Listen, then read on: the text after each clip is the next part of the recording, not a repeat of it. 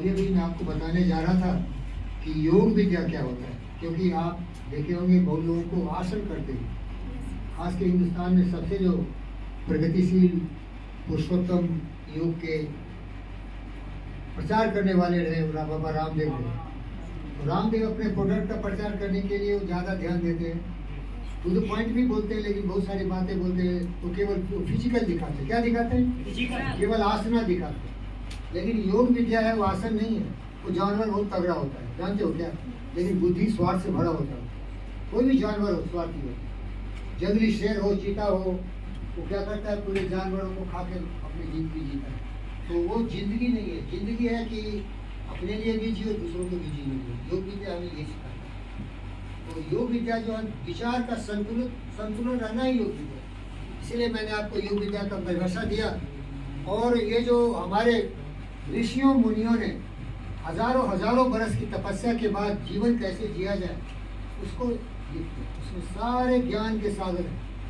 अगर हिंदुस्तान और दुनिया के कोई भी व्यक्ति इसको सीख लेगा तो कभी लड़ाई नहीं करेगा, नफरत नहीं करेगा, क्रोध नहीं करेगा, हिंसा नहीं करेगा, हमारी तरह हो केवल प्रेम करेगा। योगा का सीधा साधा रूप है प्रेम। योगा क्या है? प्रेम का मतलब जुड़ना, सहयोग करना, साथ मिल के चलना। इसको ऋग्वेद में 191 वर्ष में इस तरह कहा गया है, संगसत्व, साथ मिल के चलो, संपदध्वम, सब लोग एक ही सत्य को बोलो, समो मानासी जानता हूँ। सभी लोग अपने मानसिक संतुलन को हमेशा अच्छाई की तरफ रखें, गिरने नहीं दें, विचारों को गिरने नहीं दें। अब बोलेंगे मानसिक संतुलन किस फेज में रहे? सत्य, न्याय, प्रेम, शांति, अहिंसा, करुणा, दया, प्रेम, सहयोग, सद्भावना, उसी फेज में रखें हमेशा। हमारे विचार गिरे नहीं। भूल कर भी हमसे कोई ऐसी भूल नहीं हो कि दूसरों का नुकसान हो जाए, या हमारे वाणी ऐसे फिसल जाए कि हम किसी का अपमान कर दें या किसी के लिए कोई बुरी बात बोलें। तो हमारा सोच संतुलित हो और कार्य हम इस ढंग से करें जैसे कि बड़े बड़े ऋषि मुनि ज्ञानी साइंटिस्ट जो तपस्या की भावना से नए नए इन्वेंशन डिस्कवरी किए। देखो ये योग विद्या। एक लाइन में सुनाता हूँ, बहुत बड़ा नहीं भी मैं पूरे याद किया हूँ, लेकिन दो चार ही लाइन सुनाता हूँ। संगसत्व, साथ मिल के चलो, संबद्धम, एक ही स्वर में सत्य बोलो, समो मानासी जानता, सभी लोग अपना मानसिक संतुलन बनाए रखें। संगसत्वम संबद्धम समो मानासी जानता, देवा भागम यथा पूर्वे संजानानोपास। देवा भागम यथा पूर्वे, प्राचीन काल में देवताओं ऋषि मुनियों ने जितना ज्ञान तपस्या से दिया, हम लोग भी उन्हीं का अनुकरण करें, उनके पतिनों पर। समझ गया क्या? कितनी बड़ी चीज है।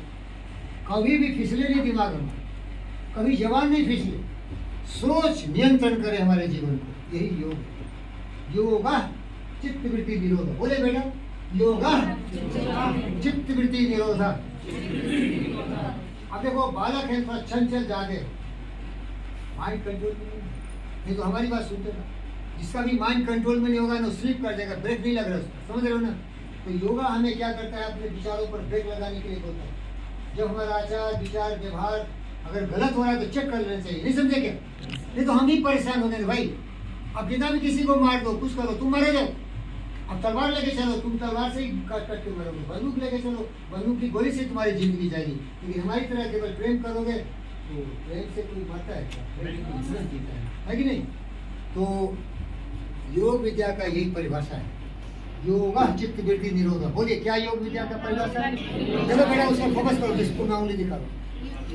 खड़ा होकर बोलिए, कभी भी खड़ा होकर बोलिए। योगा चित्त वृत्ति निरोध। बहुत ताली मारो, कितना योगा चित्त वृत्ति। चित्त जो हमारे मस्तिष्क का जो वृत्ति है, विचार का जो एक द्वार फाटा है। निरोध मीन्स ब्रेक लगाना। क्या है?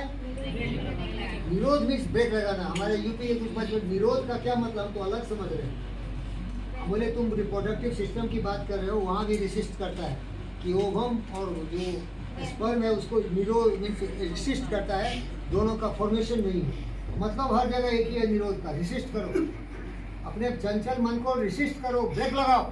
समझ रहे हैं क्या? तो बहुत अच्छा आपने डिसीजन दिया, योगा चित्त वृत्ति निरोध। दूसरा बनाओ।